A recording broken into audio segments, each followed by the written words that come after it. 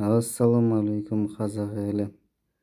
Мына мендегі емен дәндері. Соларды тоңазытқышта сақтаған болатынмын. Енді осы дәндер өне бастады.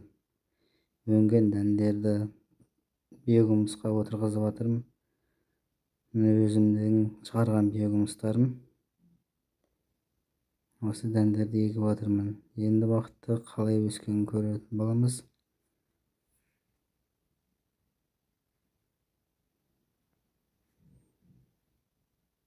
Арада біраз уақыт өтті. Емен дәндері өніп шықты міне. Бұлар терезе алдында тұр. Бөлме температурасында белгілі бір жылулық аса қажет етпейді. Міне нәтиже осындай. Салат бар, листовой өсіп тұрған терезе алдында. Каналға тіркеліп қолдау білдіре кетейік.